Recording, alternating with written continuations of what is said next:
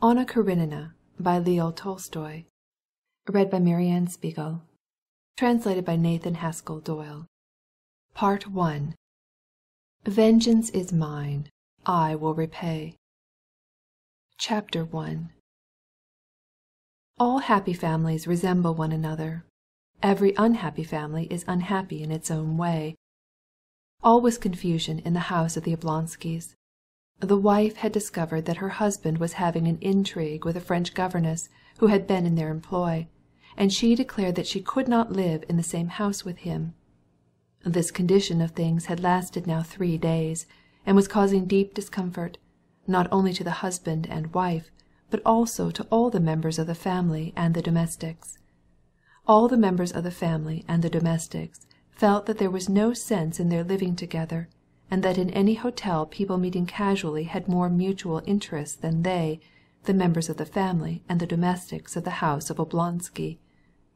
The wife did not come out of her own rooms. The husband had not been at home for 2 days. The children were running over the whole house as if they were crazy. The English maid was angry with the housekeeper, and wrote to a friend begging her to find her a new place. The head cook had departed the evening before just at dinner-time. The kitchen maid and the coachman demanded their wages. On the 3rd day after the quarrel, Prince Stefan Arkadievich Oblonsky, Steva as he was called in society, awoke at the usual hour, that is to say about 8 o'clock in the morning, not in his wife's chamber, but in his library, on a leather-covered divan. He turned his portly pampered body on the springs of the divan as if intending to go to sleep again, and as he did so he threw his arm round the cushion and pressed his cheek to it. But suddenly he sat up and opened his eyes. "Well, well, how was it?" he mused, recalling a dream. Yes, how was it? Yes, Alabin was giving a dinner at Darmstadt. No, not at Darmstadt, but it was something American. Yes, but that Darmstadt was in America.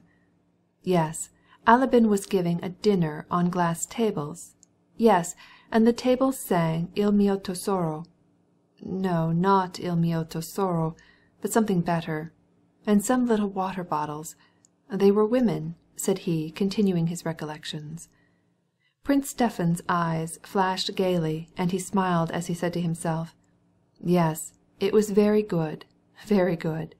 There was something extremely elegant about it, but you can't tell it in words, and when you are awake you can't express the reality even in thought."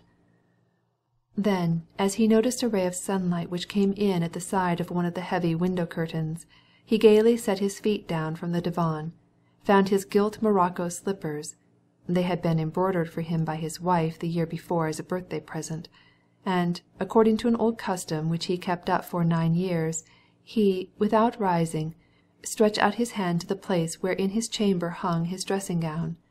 And then he suddenly remembered how and why he had been sleeping, not in his wife's chamber, but in the library. The smile vanished from his face, and he frowned. "Ugh, oh, ugh, oh," he groaned, as he recollected everything that had occurred, and before his mind arose once more all the details of the quarrel with his wife, all the hopelessness of his situation, and most lamentable of all, his own fault. No, she will not, and she cannot forgive me, and what is the worst of it, 'twas my own fault, and yet I am not to blame. In that lies all the tragedy of it, he said to himself.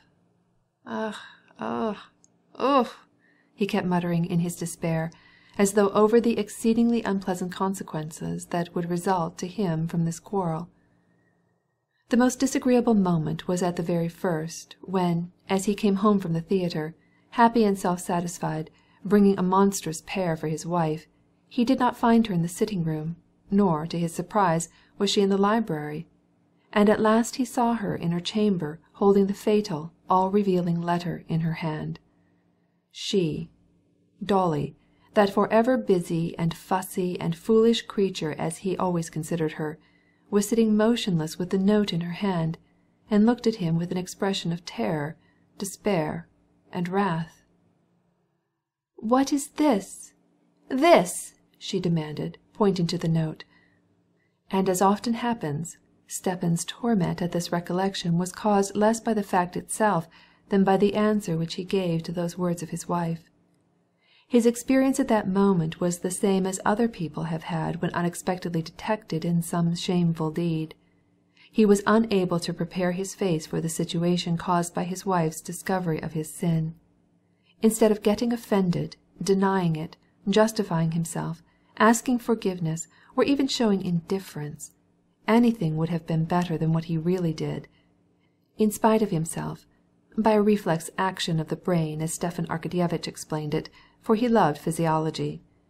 Absolutely in spite of himself, he suddenly smiled with his ordinary good-humored and therefore stupid smile. He could not forgive himself for that stupid smile. When Dolly saw that smile, she trembled as with physical pain, poured forth a torrent of bitter words, quite in accordance with her natural temper, and fled from the room. Since that time she had not been willing to see her husband. That stupid smile caused the whole trouble, thought Stefan Arkadievich. But what is to be done about it? What is to be done? He asked himself in despair, and found no answer. Chapter 2. Stefan Arkadievich was a sincere man as far as he himself was concerned. He could not practice self-deception and persuade himself that he repented of his behavior. He could not, as yet, feel sorry that he, a handsome and susceptible man of 34, was not now in love with his wife, the mother of his 5 living and 2 buried children, though she was only a year his junior. He regretted only that he had not succeeded in hiding it better from her, but he felt the whole weight of his situation, and pitied his wife, his children, and himself. Possibly he would have had better success in hiding his peccadilloes from his wife had he realized that this knowledge would have had such an effect upon her. He had never before thought clearly of this question, but he had a dim idea that his wife had long been aware that he was not faithful to her, and looked at it through her fingers. As she had lost her freshness, was beginning to look old, was no longer pretty, and far from distinguished and entirely commonplace, though she was an excellent mother of a family, he had thought that she would allow her innate sense of justice to plead for him, but it had proved to be quite the contrary. "Ugh, how wretched! How wretched!" said Prince Stefan to himself over and over, and could not find any way out of the difficulty. And how well everything was going until this happened! How delightfully we lived! She was content, happy with the children. I never interfered with her in any way. I allowed her to do as she pleased with the children and the household. To be sure it was bad that she had been the governess in our own house. That was bad. There is something trivial and common in playing the gallant to one's own governess. But what a governess! He vividly recalled Mademoiselle Roland's black roguish eyes and her smile. But then, while she was here in the house with us, I did not permit myself any liberties. And the worst of all is that she is already, and this must needs happen just to spite me. But what is to be done? There was no answer except that common answer which life gives to all the most complicated and unsolvable questions. This answer: you must live according to circumstances. In other words, forget yourself. But as you cannot forget yourself in sleep, at least till night, as you cannot return to that music which the water-bottle woman sang, therefore you must forget yourself in the dream of life. "We shall see by and by," said Stefan Arkadievich to himself, and rising he put on his grey dressing-gown with blue silk lining, tied the tassels into a knot, and took a full breath into his ample lungs.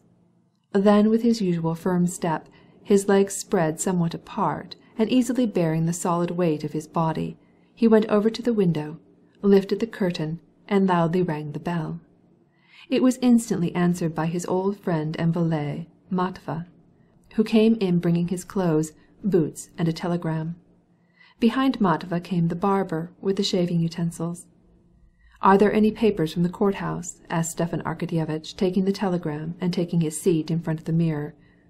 "On the breakfast table," replied Matva, looking inquiringly and with sympathy at his master, and after an instant's pause, added with a sly smile. "They have come from the boss of the livery stable." Stefan Arkadievich made no reply, and only looked at Matvey in the mirror. By the look which they interchanged it could be seen how they understood each other. The look of Stefan Arkadievich seemed to ask, "Why did you say that? Don't you know?" Matvey thrust his hands in his jacket pockets, kicked out his leg, and silently, good-naturedly, almost smiling, looked back to his master. "I ordered them to come on Sunday, until then that you and I should not be annoyed without reason," said he, with a phrase evidently ready on his tongue. Stefan Arkadievich perceived that Matvey wanted to make some jesting reply and attract attention to himself. Tearing open the telegram, he read it, using his wits to make out the words, that were as usual blindly written, and his face brightened. "Matvey, Sister Anna Arkadyevna will be here tomorrow," said he, staying for a moment the plump gleaming hand of his barber, who was making a pink path through his long curly whiskers. "Thank God!" cried Matvey, showing by this exclamation that he understood as well as his master the significance of this arrival, that it meant that Anna Arkadyevna, Prince Stefan's loving sister, might effect a reconciliation between husband and wife. "Alone or with her husband?" asked Matvey. Stefan Arkadievich could not speak as the barber was engaged on his upper lip, but he lifted one finger. Matvey nodded his head toward the mirror. "Alone. Get her room ready." "Report to Darya Alexandrovna and let her decide." "To Darya Alexandrovna?" repeated Matvey, rather skeptically. "Yes, report to her, and here, take the telegram, give it to her and do as she says." "You want to try an experiment," was the thought in Matvey's mind, but he only said, "I will obey." By this time Stefan Arkadievich had finished his bath and his toilet, and was just putting on his clothes, when Matvey, stepping slowly with squeaking boots, and with the telegram in his hand, returned to the room. The barber was no longer there. "Darya Alexandrovna bade me tell you she is going away. Do just as you, please about it," said Matvey, with a smile lurking in his eyes. Thrusting his hands into his pockets, and bending his head to one side, he looked at his master. Stefan Arkadievich was silent. Then a good-humored and rather pitiful smile lighted up his handsome face. "Well, Matvey?" he said, shaking his head. "It is nothing, sir. She will come to her senses," answered Matvey. "Will come to her senses?" "Sure she will." "Do you think so?" "Who is there?" asked Stefan Arkadievich, hearing the rustle of a woman's dress behind the door.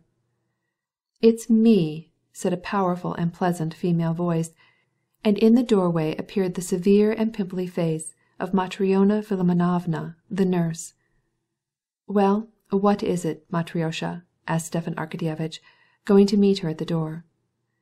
Notwithstanding the fact that Stefan Arkadievich was entirely in the wrong as regarded his wife, and he himself acknowledged it, still almost everyone in the house, even the old nurse, Darya Alexandrovna's chief friend, was on his side. "Well, what?" he asked gloomily.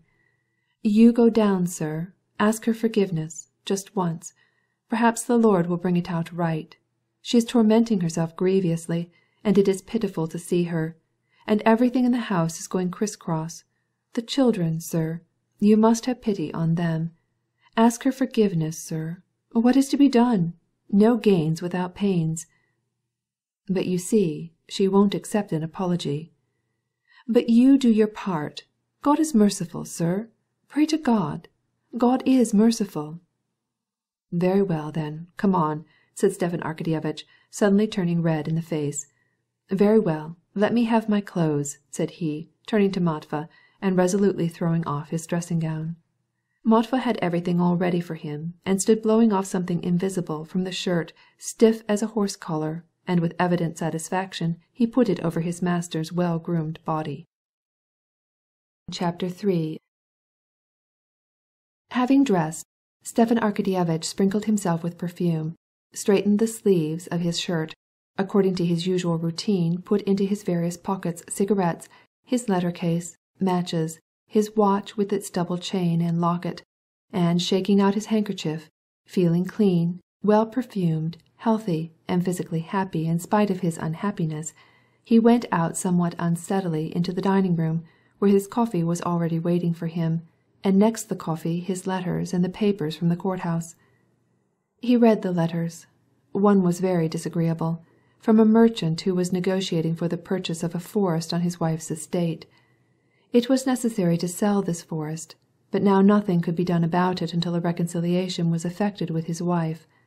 Most unpleasant it was to think that his pecuniary interests in this approaching transaction were complicated with his reconciliation to his wife. And the thought that he might be influenced by this interest, that his desire for a reconciliation with his wife was on account of the sale of the forest, this thought mortified him.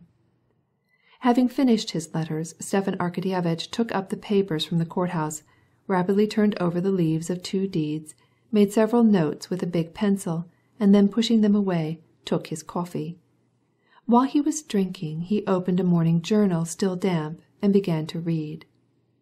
Stefan Arkadievich subscribed to a liberal paper and read it. It was not extreme in its views, but advocated those principles which the majority held.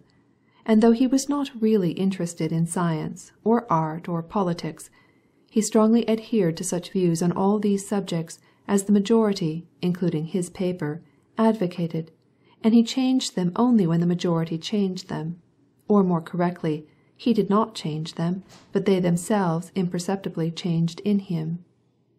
Stefan Arkadievich never chose principles or opinions, but these principles and opinions came to him, just as he never chose the shape of a hat or coat, but took those that others wore. And, living as he did in fashionable society, through the necessity of some mental activity, developing generally in a man's best years, it was as indispensable for him to have views as to have a hat.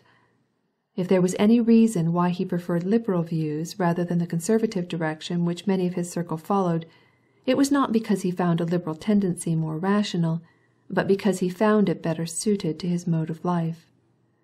The Liberal party declared that everything in Russia was wretched, and the fact was that Stefan Arkadievich had a good many debts and was decidedly short of money. The Liberal party said that marriage was a defunct institution and that it needed to be remodeled, and in fact domestic life afforded Stefan Arkadievich very little pleasure and compelled him to lie and to pretend what was contrary to his nature. The Liberal party said, or rather took it for granted, that religion is only a curb on the barbarous portion of the community, and in fact Stefan Arkadievich could not bear the shortest prayer without pain in his knees, and he could not comprehend the necessity of all these awful and high-sounding words about the other world when it was so pleasant to live in this. Moreover, Stefan Arkadievich, who liked a merry jest, was sometimes fond of scandalizing a quiet man by saying that anyone who was proud of his origin ought not to stop at Rurik and deny his earliest ancestor, the monkey. Thus the liberal tendency had become a habit with Stefan Arkadievich, and he liked his paper, just as he liked his cigar after dinner, because of the slight haziness which it caused in his brain.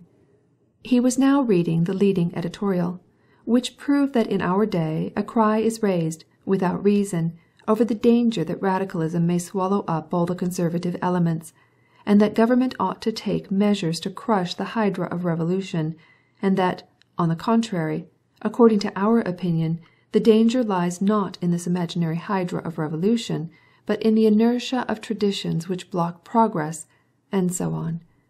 He read through another article on finance which made mention of Bretham and Mill, and dropped some sharp hints for the ministry.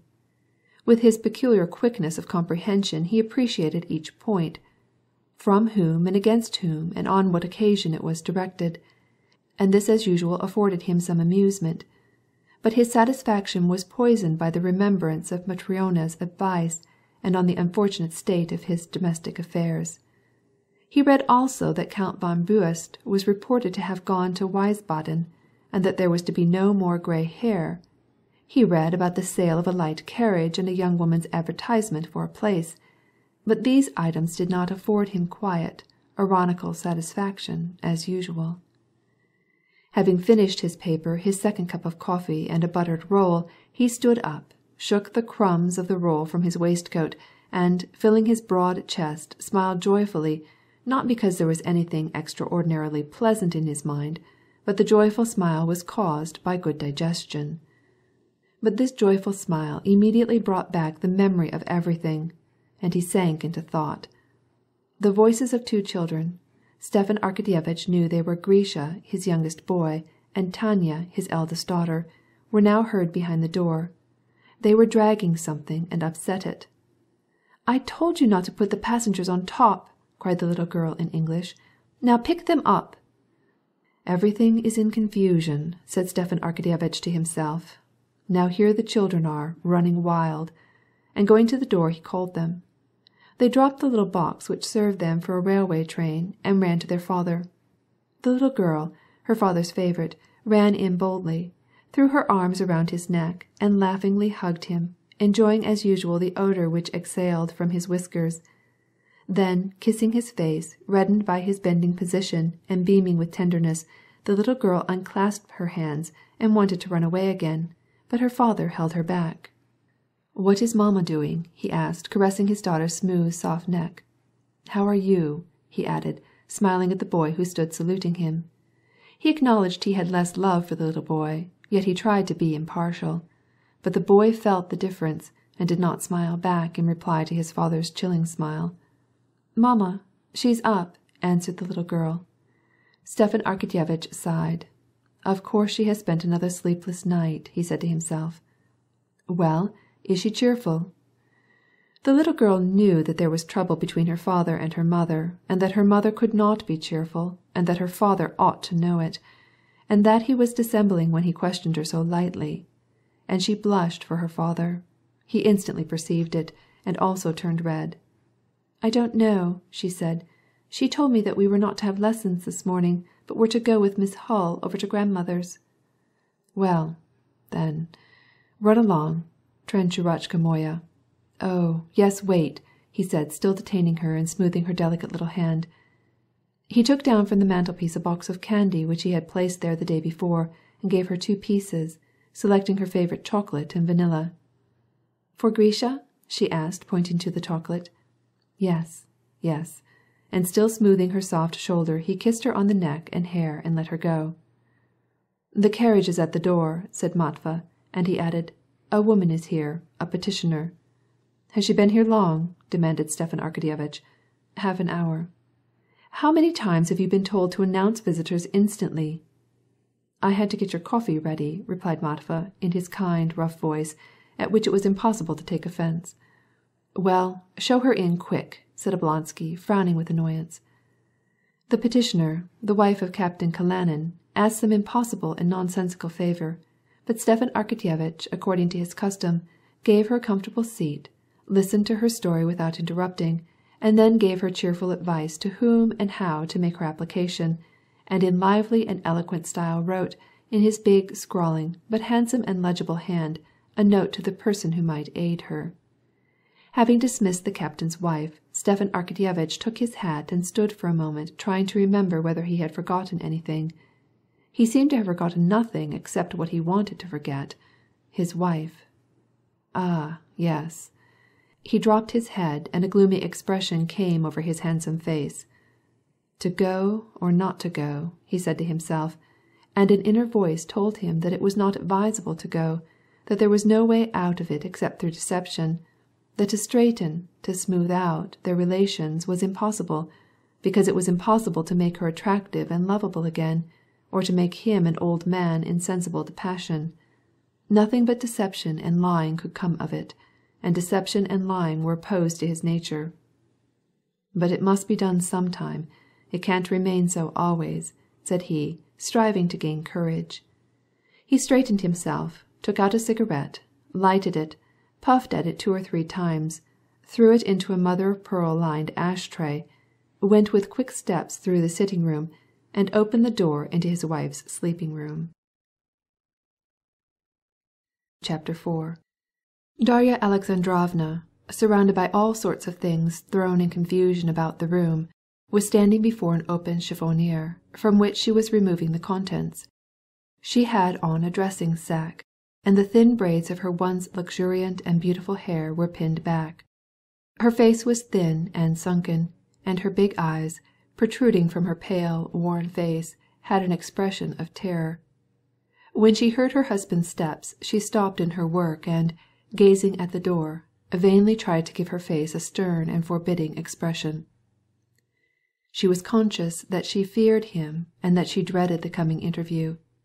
She was in the act of doing what she had attempted to do a dozen times during those 3 days, gathering up her own effects and those of her children to carry to her mother's house, and again she could not bring herself to do it, yet now, as before, she said to herself that things could not remain as they were, that she must take some measure to punish him, to put him to shame, to have some revenge on him, if only for a small part of the anguish that he had caused her.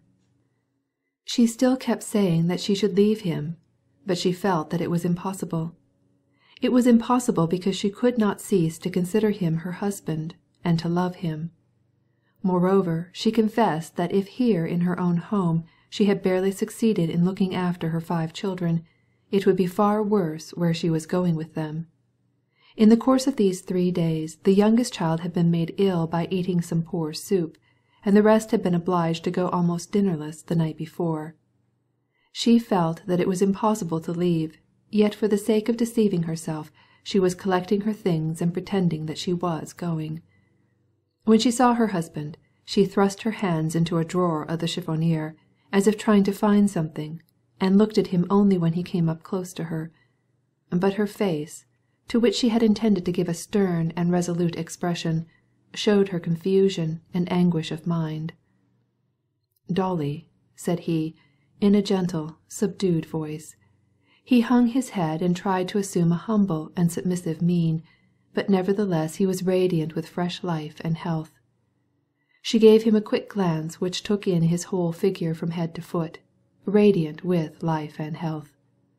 "Yes, he is happy and contented," she said to herself, "but and this good nature which makes everybody like him so well, and praise him, is revolting to me.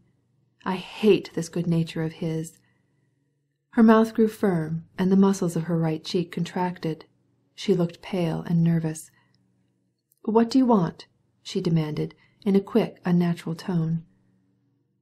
"Dolly," he repeated, with a quaver in his voice. "Anna is coming today." "Well, what is that to me? I cannot receive her," she cried. "Still, it must be done, Dolly." "Go away! Go away! Go away!" she cried, without looking at him, as if her words were torn from her by physical agony. Stefan Arkadievich might be calm enough as his thoughts turned to his wife. He might have some hope that it would all straighten itself out according to Matva's prediction, and he might be able tranquilly to read his morning paper and drink his coffee. But when he saw her tortured, suffering face, when he heard that resigned and hopeless tone of her voice, he breathed hard, something rose in his throat, and his eyes filled with tears. "My God, what have I done? For God's sake, see—" He could not say another word for the sobs that choked him. She shut the drawer violently and looked at him. "Dolly, what can I say? Only one thing. Forgive me. Just think. Cannot 9 years of my life pay for a single moment? A moment—" She let her eyes fall, and listened to what he was going to say, as if beseeching him in some way to persuade her of his innocence.